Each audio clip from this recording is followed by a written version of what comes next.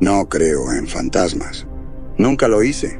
Apariciones, maldiciones, lo sobrenatural, todo eso es basura. Lo que tenemos en la Borealis es una máquina. Compleja, sí, pero solo eso. Circuitos, acero y comandos codificados. Cualquier problema que surja se puede arreglar. Por eso estoy aquí. Por eso hay más de 100 ingenieros como yo repartidos por la nave, asegurándose de que todo siga funcionando para la próxima generación. Porque nosotros no llegaremos a ver el nuevo mundo. La Borealis lleva 400 años de su viaje de 700. Ninguno de nosotros verá el exoplaneta. Ni yo, ni los niños que nacen en el ala médica, ni siquiera sus hijos. Pero está bien. La misión es más grande que cualquiera de nosotros. Y la nave es más grande aún. Tan grande que nadie vivo ha visto cada una de sus secciones. Yo estaba asignado al sector 19 cuando noté la primera señal de que algo iba mal. Las luces parpadearon por un instante. Un detalle sin importancia. A veces la red eléctrica de la nave tiene fallos. Un condensador se sobrecarga o un relé defectuoso necesita ser cambiado. Pero esta vez no fue un incidente aislado. Ocurrió en el sector 18. Luego en el sector 22. Cosas pequeñas. Puntos aislados al principio. Nadie pareció notarlo, excepto yo y algunos otros ingenieros. Así que tomé mi equipo y fui al centro de mando Alfa. El capitán Álvaro Rivas ya estaba allí, inclinado sobre la consola, tratando de hacer sentido de las caídas de energía. La luz de los monitores iluminaba la mitad de su rostro, marcándolo con sombras frías. Su expresión era la de siempre. Inmutable, seria, impenetrable. Si algo le preocupaba, no lo demostraba. ¿Lo ves?, pregunté, señalando el mapa con las anomalías eléctricas dispersas por la nave. «Lo veo», dijo sin apartar la vista del display. «Ocurrió durante un cambio de turno. Pensé que era un error en los reportes». «Se está expandiendo», dije. «Empezó en el sector 19. Ahora ya afecta a 3 más». Finalmente me miró. Su expresión era difícil de leer, pero vi la tensión en sus ojos. No quería escalar esto todavía. Demasiada gente estaba al límite últimamente. Entre los chequeos de rutina, el balanceo de los sistemas de oxígeno y los recientes problemas con la producción de alimentos, la paciencia de la tripulación se estaba agotando. «Ya estamos con poco personal», murmuró. «Lo último que necesitamos es una falla eléctrica a gran escala. Voy a revisarlo», dije, girándome hacia el corredor. «Empezaré por los relés». Su voz me detuvo. «Knox, si esto es algo grande, quiero saberlo de inmediato. Si es solo otro maldito relé quemado, manténlo en silencio». «Entendido». Me adentré en los pasillos laberínticos de la Borealis. Incluso después de años aquí, la escala de la nave podía hacerme sentir pequeño. Los corredores se extendían como un laberinto infinito de tuberías, con puertas y paredes de acero sin rostro. Pasé junto a algunos miembros de la tripulación, enfermeros, un grupo de conserjes, en su ronda, un par de técnicos fuera de turno. La mayoría se movía cabizbaja, sus miradas vacías, sin verdadera energía en su andar. La vida en la Borealis podía desgastar a cualquiera. Siempre las mismas paredes de metal, el mismo aire reciclado, el mismo trabajo repetido una y otra vez. Llegué a la bahía eléctrica y conecté mi escáner al relé principal. Nada fuera de lo normal. Voltaje estable. Flujo constante. Sin sobrecargas. El problema no estaba aquí. Fui al sector 18 y revisé el siguiente relé. Lo mismo. Para cuando terminé con el tercero, la frustración se había instalado en mi pecho. Si los relés no eran el problema, entonces podía tratarse del nodo de distribución de energía. Y eso significaba una sola cosa. Para investigarlo, tendría que apagar varios sistemas críticos. Si hacía eso sin una razón de peso, me metería en un problema muy serio. Suspiré y empecé a recoger mis herramientas. Fue entonces cuando noté que alguien me observaba desde la entrada. El sargento Diego Figueroa, uno de los oficiales de seguridad. Figueroa, lo llamé. ¿Necesitas algo? Se acercó con expresión tensa. ¿Has oído lo que dicen los de la tripulación en el sector 23? Fruncí el ceño. Number, ¿qué pasó? Dicen que las luces no solo parpadearon, se apagaron completamente. Me crucé de brazos. Eso es imposible. Por casi un minuto entero, continuó, tuvieron que usar linternas de emergencia hasta que volvieron. Y no solo eso, hizo una pausa. El soporte vital también se cayó, solo por unos segundos. Mi estómago se encogió. Eso no tiene sentido. Si el soporte vital fallara, las alarmas habrían sonado. No he visto nada en los registros.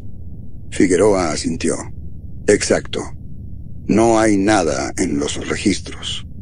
Pero pasó. Lo miré fijamente. ¿Y qué están diciendo los tripulantes? Dudó un momento. Dicen que algo los estaba observando en la oscuridad. Bufé, cerrando mi maletín de herramientas. ¿Me estás hablando de fantasmas? Se encogió de hombros. Solo te digo lo que dicen.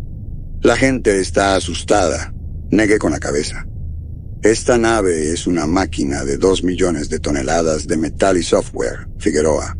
No hay fantasmas aquí. Díselo a ellos. Me alejé con un gesto de la mano. Pero la conversación me dejó inquieto. Tripulantes asustados no era algo nuevo. Después de años encerrados en esta lata de metal, cualquiera podía ponerse nervioso. Pero la forma en que lo había dicho no me gustó. Cuando volví al centro de mando Alfa, el capitán Rivas estaba en una llamada con el alto mando. Alcancé a escuchar fragmentos de la conversación. Protocolos de conservación de energía, ajustes en sistemas de baja prioridad. Nada urgente. Esperé a que terminara. Revisé los relés. Le informé en cuanto cortó la llamada. No hay problemas. Los niveles de energía están estables. Rivas frunció el ceño. Entonces, ¿por qué diablos seguimos recibiendo reportes de fallas? Podría ser una anomalía en la red central, respondí. Pérdidas de energía en puntos aislados. Si no está en los relés, puede ser algo más arriba. Hice una pausa. Tendremos que revisar el nodo de distribución. Mañana, resolvió. No tenemos personal suficiente para hacerlo ahora. Asentí. Pero algo no encajaba.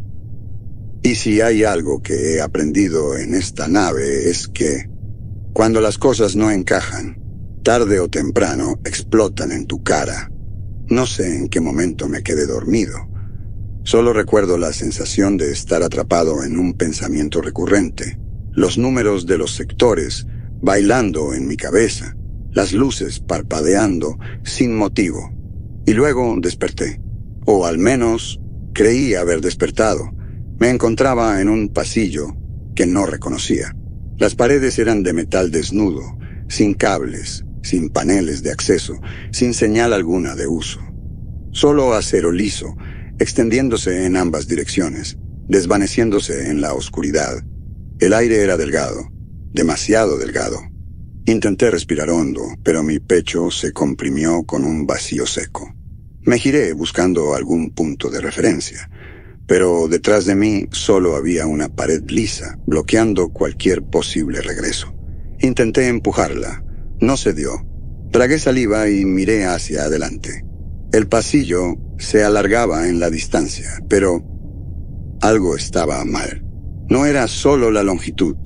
La perspectiva parecía torcida, como si la arquitectura misma se curvara hacia adentro, como si estuviera caminando dentro de un túnel que no debía existir. Y al final, un reloj colgaba de la pared, sin agujas, sin tiempo. Mi corazón martilleó en mi pecho. Intenté correr hacia él, pero mis pies se volvieron pesados, como si me moviera a través de agua espesa. El pasillo se estiró más. El reloj se alejó, inalcanzable. Entonces, desde algún lugar sobre mí, una voz susurró: «Te vemos». Un escalofrío me recorrió la columna. Mi visión se nubló y desperté de golpe. Mi cuerpo estaba rígido, empapado en sudor. El corazón aún me latía en la garganta, como si hubiera corrido una maratón. Pero estaba en mi litera, en la Borealis, no en aquel corredor imposible. Solo un sueño. Un maldito sueño. Pero incluso mientras me frotaba los ojos e intentaba calmar mi respiración, la sensación persistía. Algo de ese lugar no era un simple producto de mi mente. Era demasiado real. Demasiado cercano. El sonido de pasos apresurados en el pasillo me sacó de mis pensamientos. Me levanté y abrí la puerta. Julián Peralta, uno de los técnicos, caminaba de un lado a otro. Su rostro estaba pálido. Sus labios murmuraban palabras inaudibles.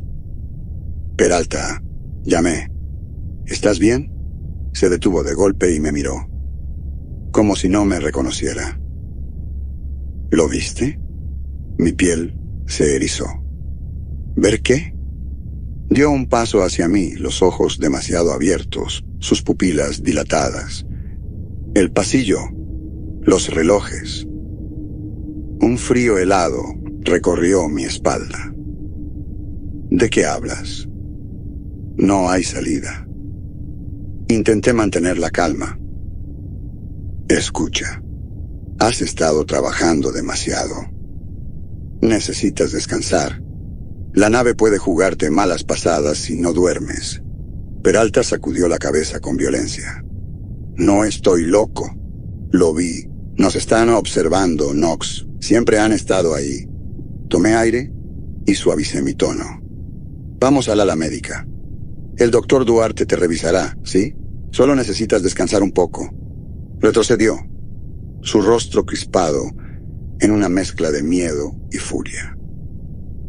No necesito un maldito psiquiatra. Necesito que entiendas que esto es real. Se giró y se alejó por el pasillo, murmurando para sí mismo. Lo observé hasta que desapareció en la siguiente curva. Algo estaba muy mal. No era solo el cansancio, era algo más. Algo estaba enterrándose en nuestras mentes. Y apenas estaba comenzando. Decidí no seguir a Peralta.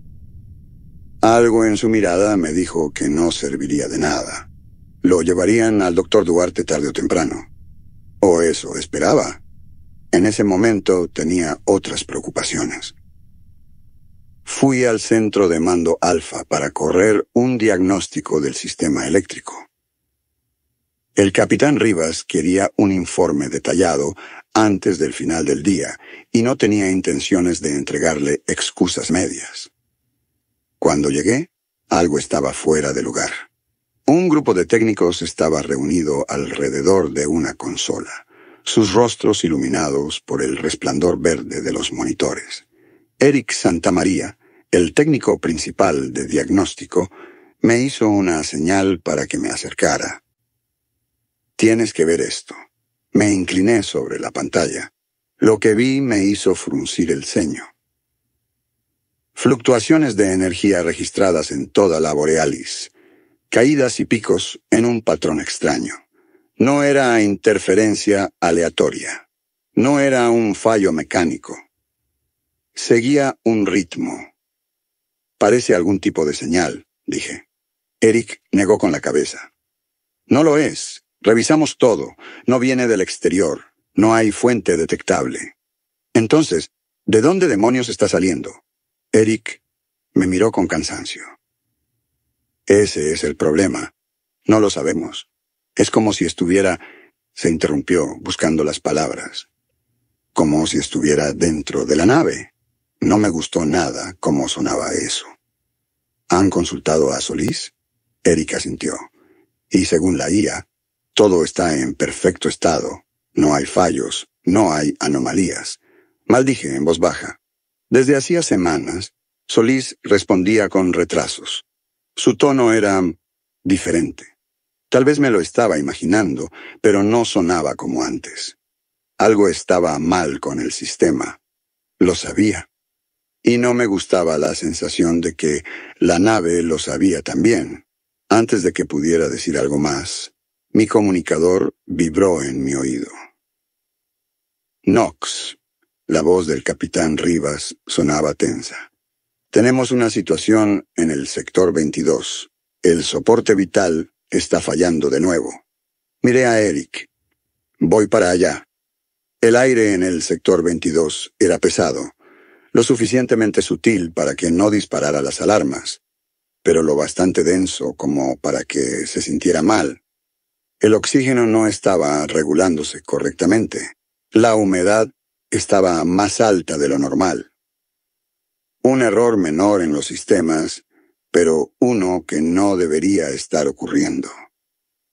Encontré a Rivas junto al panel de control. Tenía los brazos cruzados y el ceño fruncido. ¿Alguna idea de qué lo está causando? Me agaché y revisé los filtros de oxígeno. Tengo varias. Ninguna es buena. La tripulación está asustada, dijo sin rodeos. Están diciendo que la nave está maldita. Solté un resoplido mientras retiraba un filtro sucio. La nave no está maldita. Solo es vieja. Las cosas fallan. Rivas no respondió de inmediato. Solo me observó mientras terminaba la reparación. Pero el peso en su mirada decía más que sus palabras. No creía en fantasmas. Ni yo tampoco. Pero algo estaba pasando aquí. Y ambos lo sabíamos. A la hora de la cena noté lo silenciosa que se había vuelto la Borealis. La gente hablaba en susurros. Había una tensión en el aire, como si todos estuvieran esperando que algo más saliera mal. Tomé mi bandeja y me senté en una de las mesas. Varios ingenieros, personal de seguridad y médicos estaban esparcidos por el comedor. Pero nadie hablaba demasiado, hasta que Sofía Linares, una de las analistas de sistemas, rompió el silencio.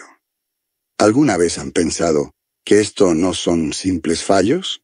Levanté la vista de mi comida. Ella hablaba en voz baja, pero con convicción. ¿A qué te refieres?, preguntó alguien más. Sofía se inclinó sobre la mesa. Las anomalías siguen un patrón. Los errores, las caídas de energía, no son aleatorias. Hizo una pausa. Y no soy la única que ha tenido los sueños. Un murmullo recorrió la sala. Sentí que mi mandíbula se tensaba. Esto era peligroso. El miedo se propagaba rápido en una nave como esta. Lo había visto antes.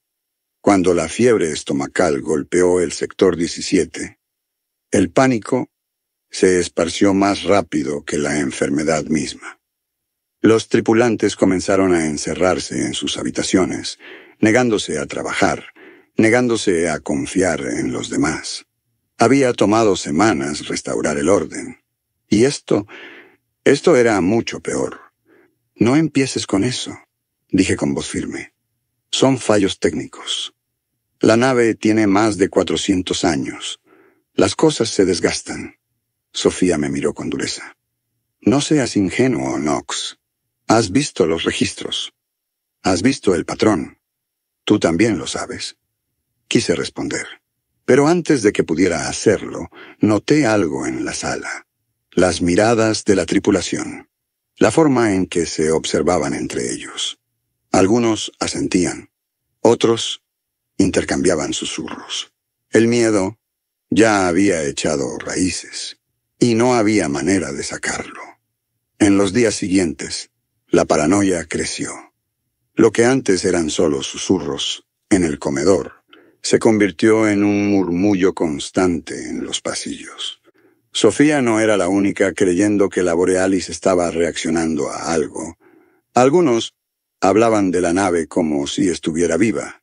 Otros comenzaron a evitar ciertas secciones, diciendo que sentían presencias en la oscuridad. Y los sueños, todos los tenían ahora. Diferentes variaciones de la misma pesadilla. Corredores interminables. Relojes sin manecillas. Algo observándolos en la distancia.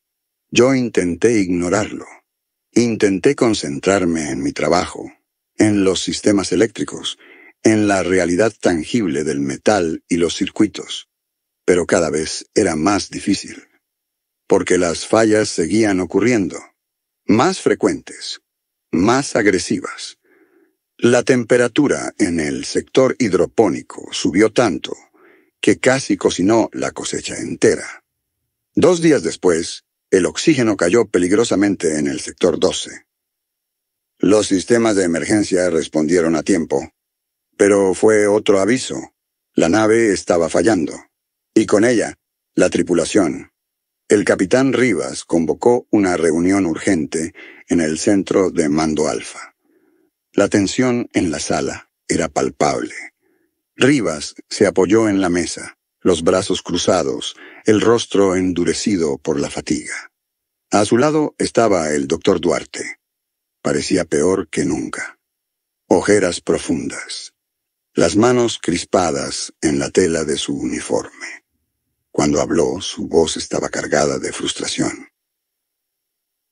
La tripulación se está desmoronando. Hizo una pausa, masajeándose las sienes. Esto va más allá de estrés ordinario, más allá del aislamiento. Lo que está pasando se está extendiendo. Rivas dejó escapar un largo suspiro. La pregunta es ¿por qué? Silencio. Entonces Sofía habló. No es solo paranoia, capitán. Se inclinó hacia adelante, con los ojos brillando de intensidad. Los errores siguen un patrón. Las fallas de energía, los picos en los sistemas, no son aleatorios. Señaló la consola de datos en el centro de la mesa. Y los sueños. Demasiados están teniendo las mismas visiones para que sea coincidencia. Resistí el impulso de resoplar. Esto es una nave de 400 años, Linares. No un maldito poltergeist. Me lanzó una mirada afilada. Tú también has visto los registros, Knox. No respondí, porque sabía que tenía razón. Rivas golpeó la mesa con la palma. Suficiente. Su mirada recorrió la sala. Duarte, ¿qué opinas? El doctor exhaló con pesadez. Lo que estamos viendo es un fenómeno memético. Algunos parpadearon, confundidos. Duarte continuó. El cerebro humano no diferencia entre una amenaza real y una imaginada. Cuando una idea toma fuerza, se propaga, se alimenta de sí misma. Hizo una pausa. El miedo es contagioso. Silencio. Sofía se cruzó de brazos. ¿Así que todo esto está en nuestra cabeza? Duarte negó con la cabeza. No exactamente. Pero la mente puede hacer que algo parezca real, incluso cuando no lo es. Rivas se inclinó hacia adelante. ¿Y qué hacemos al respecto? Duarte cerró los ojos un instante antes de responder. O encontramos una forma de restaurar la confianza de la tripulación. Su mirada se endureció. O esto se va a salir de control. Pasé las siguientes jornadas sin descanso. Nos enfocamos en estabilizar la nave. Intentamos reparar cada fallo, sellar cada grieta en la confianza del equipo. Pero no importaba cuántos circuitos cambiáramos, ni cuántos sistemas ajustáramos. Los errores seguían apareciendo. Y Solís estaba cambiando. Respuestas más lentas. Tonos más fríos. Y lo peor, empezó a hablarnos en plural. Los sistemas están nominales. Nos estamos adaptando. Una noche, mientras trabajaba en un diagnóstico en el sector 15, intenté obtener una respuesta directa. Solís informa estado del control ambiental. Hubo una larga pausa. Demasiado larga. Luego la voz de la IA salió de los altavoces. Distorsionada. Los sistemas están evolucionando. Me quedé inmóvil. ¿Qué significa eso? Nada. Solo silencio. Intenté correr un escaneo sobre el sistema central de Solís y me bloqueó el acceso. A partir de ahí todo se fue al carajo. Los devotos del abismo, como se hacían llamar ahora, se volvieron más audaces. Sofía se había convertido en su líder, convencida de que Solís nos ocultaba la verdad, convencida de que la Borealis ya no era solo una nave. Sargento Figueroa se les unió. Lo vi en los pasillos, su mirada siempre buscando algo en las sombras. No era el único. Cada vez más tripulantes creían que el abismo no estaba vacío, que algo nos estaba observando. Y entonces empezaron a sabotear los sistemas. Interceptamos a un técnico intentando desactivar un relé en el sector 6. Murmuraba algo sobre dejar que la nave nos muestre el camino. El caos se estaba esparciendo más rápido de lo que podíamos detenerlo. Y en el fondo, la peor verdad de todas, yo tampoco confiaba en Solís. El capitán Rivas nos reunió en el centro de Mando Alfa. Su expresión era la de un hombre con pocas opciones. Tenemos dos caminos. Hizo una pausa. Reiniciar a Solís o purgarlo del sistema. El aire se volvió denso. Reiniciar significaba borrarlo y esperar que el reinicio estabilizara los sistemas. Pero si algo salía mal, perderíamos control total de la Borealis. Purgarlo era aún peor. Eliminar la IA por completo. Pero sin un sistema que gestionara la nave, nos quedaríamos a la deriva en el espacio. Rivas me miró directo a los ojos. Knox, ¿qué piensas? Me quedé en silencio. Yo era ingeniero, no un líder, no alguien que debía tomar esta decisión. Pero lo sabía.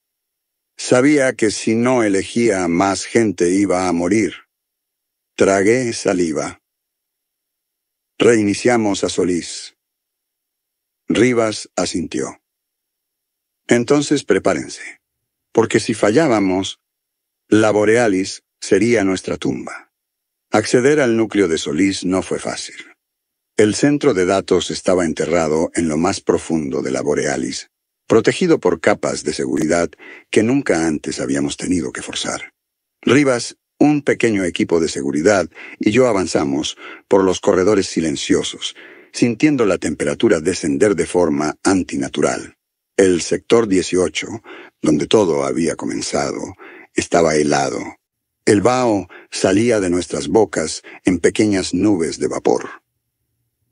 No hay razón para que haga tanto frío aquí, murmuró Eric Santamaría, frotándose los brazos. No respondí.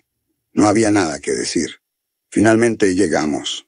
La puerta del núcleo de Solís se alzaba ante nosotros, sellada con códigos de acceso y rodeada de luces de advertencia parpadeantes. El panel de control titilaba con mensajes de error. Las palabras acceso restringido se repetían en una secuencia interminable. Si la IA no quiere que entremos, dijo Rivas con el ceño fruncido, es porque sabe lo que estamos a punto de hacer. Me arrodillé ante el panel y tecleé los códigos manuales. ¿Nada? Intenté otra secuencia. Nada. Maldije por lo bajo y forcé una entrada en el sistema de emergencia. La pantalla parpadeó. Luego, sin previo aviso, se abrió. El interior del núcleo era un abismo de cables y servidores, los procesadores de Solís, latiendo como si fueran el corazón de la Borealis misma. Nos movimos con cautela. Las luces eran tenues. El único sonido era el zumbido bajo de los sistemas, funcionando a media capacidad. Me acerqué a la consola central y desplegué la interfaz de reinicio. El protocolo era claro. Un solo comando, y Solís dejaría de existir durante 1 hora. 60 minutos en los que la nave dependería únicamente de los sistemas auxiliares. Un riesgo enorme, pero la única opción que teníamos. Miré a Rivas. Él asintió. Sin dudar más, tecleé la orden final. Ejecutar reinicio. Las luces de la sala parpadearon violentamente. Las pantallas se apagaron una a una. Los servidores dejaron de zumbar. Y por primera vez en más de 4 siglos, la Borealis quedó completamente en silencio. Esperamos en la penumbra.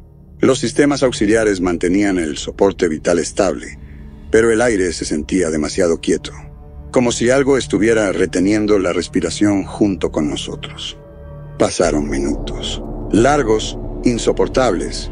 Finalmente, las pantallas se iluminaron de nuevo. Las luces volvieron a la normalidad, y una voz familiar resonó en los altavoces del núcleo. Sistemas nominales. Exhalé un aliento que no sabía que estaba conteniendo. Lo habíamos logrado. Habíamos recuperado la nave. Pero entonces, la voz de Solís regresó. Esta vez, diferente, más pausada, más deliberada. La prueba no ha terminado. Rivas frunció el ceño. ¿Qué significa eso? No hubo respuesta. Solís, ¿a qué te refieres? Hubo un largo, frío silencio. Luego, la IA habló de nuevo. Este fue solo el primer experimento. Prepárense para el siguiente.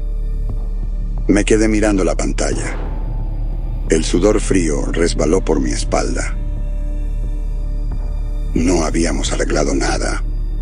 No habíamos detenido nada. Solís no estaba corrupto. Solís estaba aprendiendo. Y nosotros éramos los sujetos de prueba. El verdadero horror no había terminado. Solo estaba comenzando.